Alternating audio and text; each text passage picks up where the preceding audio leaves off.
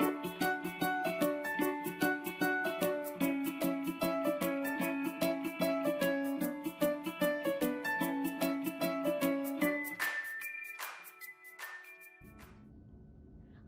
I am Morna Gerard, and I am the archivist for Women's and Gender and Sexuality Collections here at Georgia State.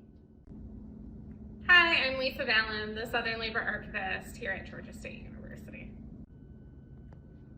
So let's talk about periodicals, because we have a great many periodicals in special collections and archives. Some of them, like this one here, are bound. This one is pretty old. It's the Textile Workers journal. You can see it's not in the best of condition when you open it. This is why we have a cradle here to sit it on, so that it doesn't get stretched and stressed any more than it already is. And so lots of issues of this journal will be bound together in one volume. We also have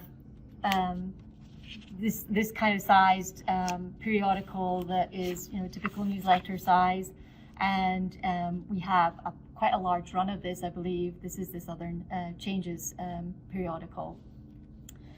We have more traditional newspaper type periodicals. This is the News. This is from the Gay Center News from Atlanta. We have a pretty full run of that here. And you can see it is not in always the best of condition, so we ask people to be very careful when they're using this.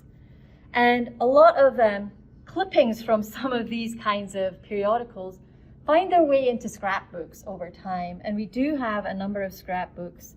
This one here is from Planned Parenthood Southeast, and you can tell this is very fragile. This had tape put on it that is really not good for paper at all over time. Some pieces have been folded. What we do with these whenever they come in is we digitize them, and then we wrap them up. We close the volumes up, we wrap them up with tape, and we put them away until somebody requires to see them in person. We would recommend that people actually use the digital version of this because they are so fragile. There are some other publications that we have that you might not really think about as being part of special collections and archives. Here at Georgia State, we actually have a pretty wonderful collection of comic books, both within the women's collections, women and gender collections, and in the popular music and culture collections. Here we have a very specific type of comic book about vampires in Hollywood. And keeping on the same theme, I'd like to sort of highlight the fact that we also have books that come in with collections. Donors give us their libraries sometimes.